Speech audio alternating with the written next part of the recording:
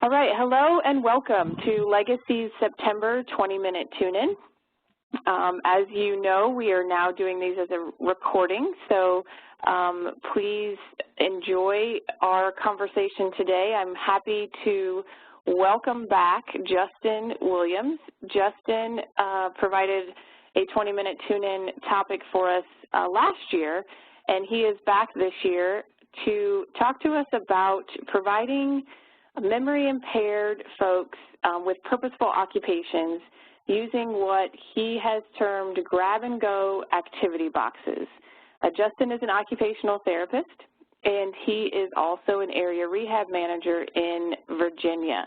So they have implemented these grab-and-go activity boxes in several of the communities in Virginia, and he is going to share kind of the background of the idea and then how the idea has evolved and how it's being used in the communities where he works. So Justin, thank you so much for being here today, and welcome back to the 20-minute tune-in series. Thank you, Sarah. I appreciate that. Glad to be here. Thank you. So the two goals that we want to accomplish today are really having folks to be able to define the purpose of the grab-and-go activity boxes, and then to name two Allen-level appropriate activities that could be used in a grab-and-go box. So I love that we're able to tie the information that we learn from our dementia management trainings and take the next step and use it as an application for practice. So Justin, first, can you give us a little bit of background about where the idea for the grab-and-go boxes came from and in what communities you've started this activity? Sure thing. When I was a rehab director and started off with Legacy in South Carolina, I worked solely in a memory care unit. And this is where the idea came from. Just observing the residents in the community, I would notice that and like many of you have, you walk into a facility and you see residents memory impaired most of the time just sitting there. They don't have anything to do. There's lots of negative behaviors going on, things like that. So I had the idea, well, what if we provided the facilities with something so that we could provide the residents with meaningful, purposeful tasks that they could do. And then, I got to talking with some of the POAs or the family members of some of these residents and found out some activities that they like to do. And that's really where the whole idea started. But so far, we have developed this in the Richmond area. So I've started it. We've rolled them out at two of my facilities in Richmond, which would be Sunrise of Richmond and the Towers. Both of these facilities do have memory care units. So far, so good. Things are going well with these. Fantastic. So what I have up on the screen is an example of the activity boxes, and I really love that the very first purpose is to occupy one's time, because I agree. I think that so often, even as therapists, we're at a loss of how to engage folks who have a memory impairment. And so how did you target, or how did you identify residents that might be appropriate for a grab-and-go box? Well, kind of like I mentioned, just seeing residents sitting, lots of times sitting in common areas, sitting in the dining areas, sitting at tables. I just felt that these residents would like something to do with their hands. So that's really how the idea came about. But then also, we can use these boxes as we are in our facilities in Richmond as treatment. So dual purpose for the boxes. And, also they serve as a distraction. Like I was saying, there's a lot of negative behaviors in these type of environments, things going on, and environmental distractions, people walking by. There's just a lot of distractions going on in facilities. So I think that giving one of these tasks to a resident gives them something to focus on, something to accomplish, it reduces those negative behaviors and ultimately provides them with that purposeful and meaningful task to stay busy and active. Fantastic. So let's talk a little bit about what you have in your grab-and-go boxes. Can you walk us through the pictures that are on the screen? Sure thing. So each activity box has a number, and the number doesn't really mean anything specific other than it keeps them organized. And you'll see later on in the presentation that we do have a folder or a notebook that goes along with this. So the numbers don't mean anything as far as Allen level or anything like that. So each box, the boxes are just, most of these items are bought at the dollar store, honestly. So it's a very cheap way to come up with a great tool. So the boxes are plastic. You can either use those or the shoe boxes, and each one contains the number, a laminated card with the activity title, contents, and instructions. Also on the card tells you the purpose of the activity, whether it be working on fine motor control, attention to detail, sequencing, that sort of thing. And then also the contents and the actual activity in the box. So the one on the screen here is actually called pom-pom sorting. So what you have are 5 little plastic containers, and you have 5 different colors of pom-poms. So then the resident can sort the pom-poms by color. If they're not able to do that, then they can, at least try to transfer them from the box to the containers. Okay, fantastic. All right, so now that we have an understanding of the concept of the box, let's talk a little bit more about how you would use those in a setting. So what would be step 1? Okay, so with the activity boxes, the first thing to do would be to gather a box of choice and set up the task for the resident. You do want to, of course, you don't want to provide a resident that's a level 2 Allen level with an activity like a complicated small piece puzzle. And I think just using clinical judgment is the key there. With seeing that any caregiver, any family member could use these boxes with residents, there will need to be some sort of in-services and education pieces on appropriate boxes for certain residents. So you want to gather the box and set it up in front of the resident first of all. The next thing you want to do is to use a positive approach to engage the resident. So for residents who are fully interacting with you, you want to ask the resident to help or try the task with you. You want to ask the resident to complete the first step. Show the resident what to do. Gesture to items in the box. Work alongside the resident. If they need encouragement, you can talk about old times and certain situations like remember that time or remember about maybe family, work, hobbies, childhood memories, experiences, background information, other times and places and people to help encourage them. So for residents who are looking at your hand or other objects and are not responding to your words, you may want to call the resident's name again and wait for a response. Maybe offer the resident an item. If he or she takes it, offer another, or gesture to an object. You can also touch or tap objects to get their attention to make them focus, and maybe showing the resident what to do, handing him or her the object, offering one object at a time. If he or she takes over, then let them take over. And then lastly, for people who don't really seem to be interested in touching or handling the materials, you want to do more of the activity yourself, sitting with the resident, let him or her watch you, maybe talk about the activity as you do it, and if he or she just does not want to touch it, then you can simply do the activity yourself. You can try to offer pieces or parts of the activity as you go. Again, not forcing the resident, but offering the objects so that they can participate. And then at the end or during even, you can ask for the resident's input or their opinion on the activity.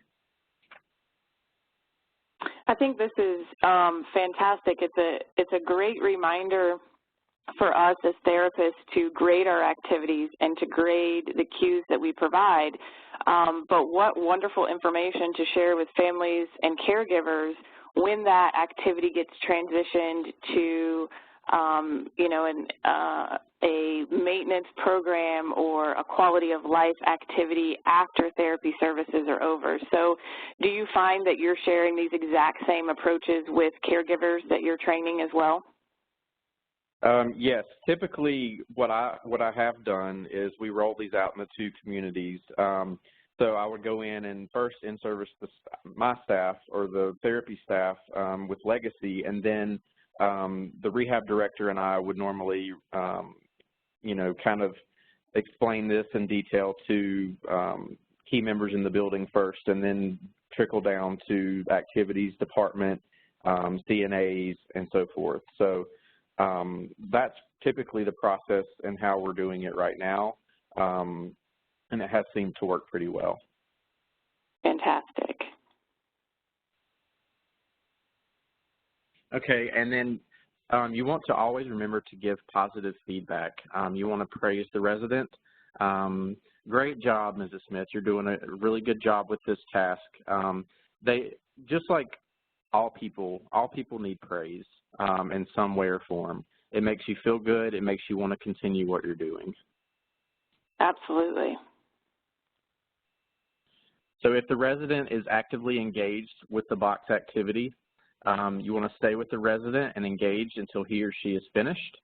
Or you can actually excuse yourself to take a step back, observe, and see if the person continues to do the task.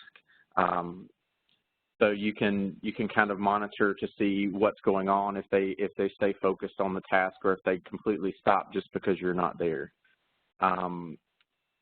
You can move away from the resident, like I said, and monitor, and just kind of peek in, check on progress quietly.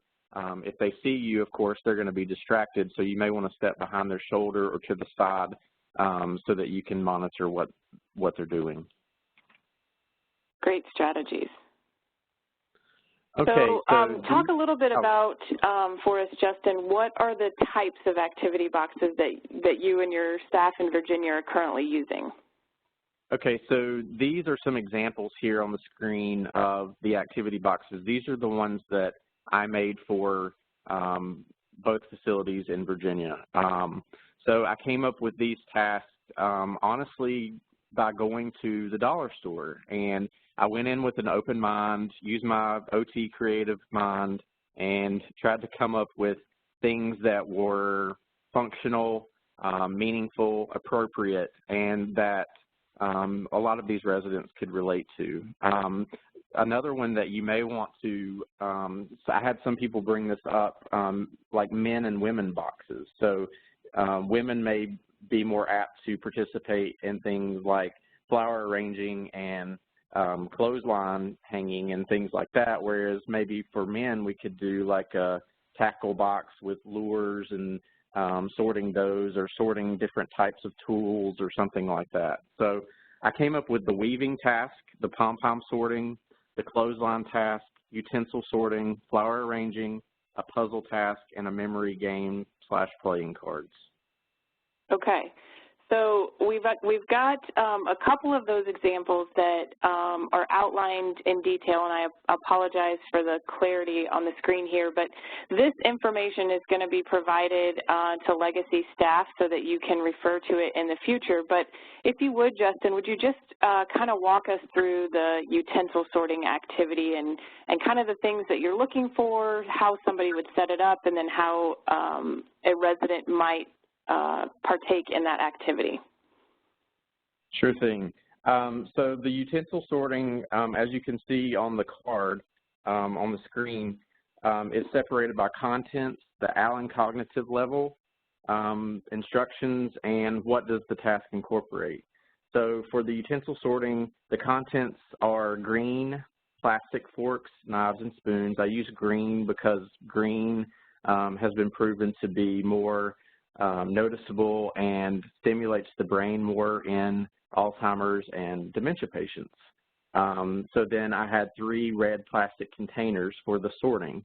Now the Allen cognitive level, I have a range because you can, most of these boxes you can tailor the activities to their Allen level, whether it be by providing verbal, visual, tactile cues or, you know, anything specific like that, just to tailor it to their level. You may want to, say for a level 4, you may want to be there with them, maybe put a spoon, fork, and knife in each one to kind of start them off on the task and then explain. Whereas a level 5, they would have the reasoning and ability to begin the task just from opening the box. So it has the instructions: separate the 3 red plastic containers and place them on the table in front of the resident. Next, place 1 fork, 1 spoon, 1 knife into separate plastic containers. This will serve as a guide for the resident. And finally, ask the resident to sort the utensils by placing them in the corresponding containers. And then I have the different skills that it incorporates. And I think for therapists, those that task breakdown or the skills that are listed, those are the things that we really want to be targeting and documenting about how we're seeing the person perform in those particular skills. And does that match what we're seeing in other areas of performance? So I think that's a beautiful addition to the activity.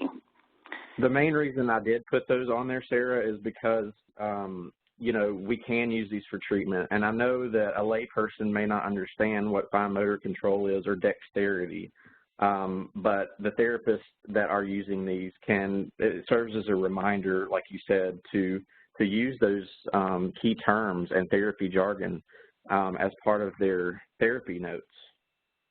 Absolutely. And here's a little bit clearer image of the activity and the instructions. And then the other activity that I thought was very intriguing was the flower design or floral design. So can you speak to that one, Justin, and the effectiveness of it? Well, this one came into mind when I was working in the memory care, and I had a lot of lady residents who really enjoyed this. I just kind of, you know, they're very, very cheap items to buy. You buy the little styrofoam piece and then just a bunch of, you know, fake flowers, and they so much enjoyed this. All they do is, you know, they pick them up and put them in different sequences and different colors together, and you can just put you can do this even as a group activity and put them all in the middle of the table, and then they can make their own.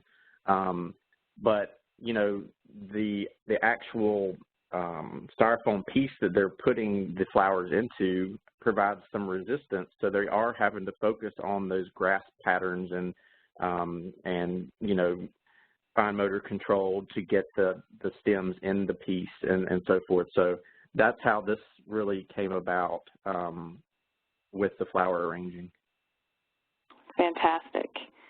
And then this is the pom-pom activity that you had mentioned earlier, so just another close-up view of that. I can imagine that some folks might have more difficulty than they anticipate because there's not much weight to those objects. Am I correct in that? Absolutely. And you can also, you know, like I said, tailoring these different tasks, like you could add in some tongs that you use for food. You could add in the tongs and ask the resident to pick up the different colors with the tongs, or you could even use tweezers to make it even more challenging. Great ideas.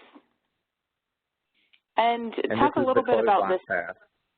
Okay, so this one you can tie the clothesline to anything really. I would often tie it to, there was a doorway that had 2 doorknobs that I was able to, that wasn't used a lot, that we could hang this up like a real clothesline. And then you can ask the resident to put up a sequence of colors. You can do like a blue, white, and a blue, or they can just put up randomly, again, tailoring to their Allen level.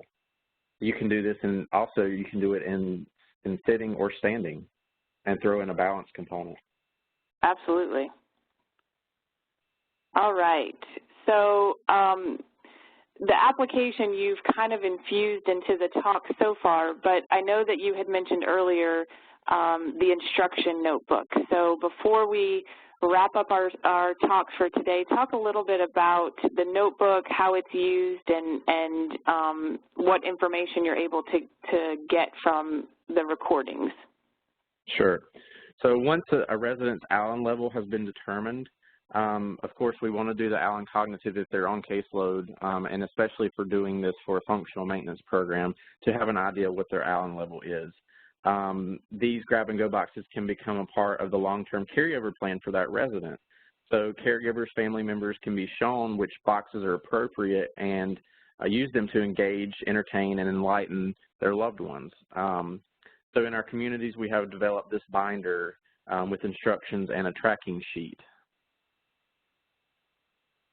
Fantastic. So basically, the instructions that we went through before, like step 1, step 2, how to engage a resident, and if they're not wanting to touch the objects, those are all, the instructions are all in this notebook so that anybody can pick this up and read it.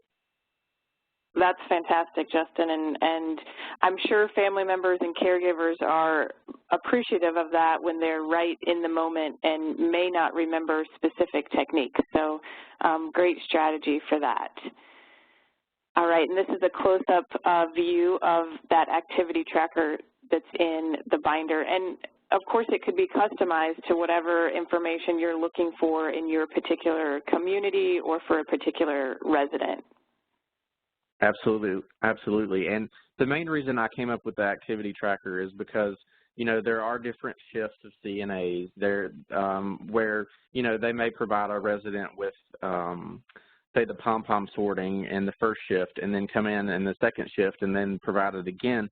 Well, some people may like that, may like to do the same kind of repetition and task like that, but there may be other residents that may want to try something different. So this is just a good way for them to look at the tracker to see what activities the residents have been doing, maybe provide something different for them, or if they really enjoy a specific task, then, you know, having them do that one again.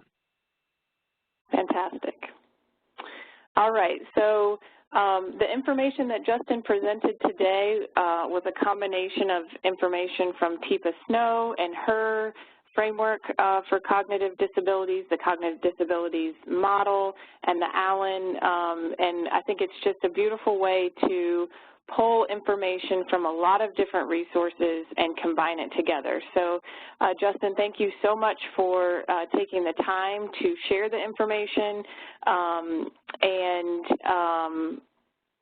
let's see here, for being with us on the call today. So thank you, and thank you to your staff that has implemented this and kind of taken it and run with it.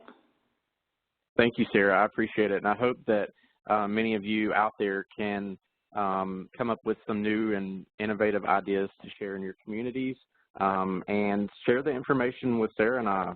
If you have some new information and some new ideas, we can certainly help spread that across the company and so that we're really getting great activities for our residents. Absolutely, and they just might find themselves on a 20-minute tune-in sometime in the future. That's so right. Justin, thank you, and thank you to your staff. For those of you interested in planning ahead, our next 20-minute tune-in is scheduled for October. And in October, we will welcome a physical therapy assistant from North Carolina who has implemented Chair Chi in his community and is having fantastic success with that. So look forward to that topic in October. And as always, if you have topic ideas, I'd love to hear them. You can email me at sking@legacyhealthcare.net. Thank you so much for your time, and have a great day.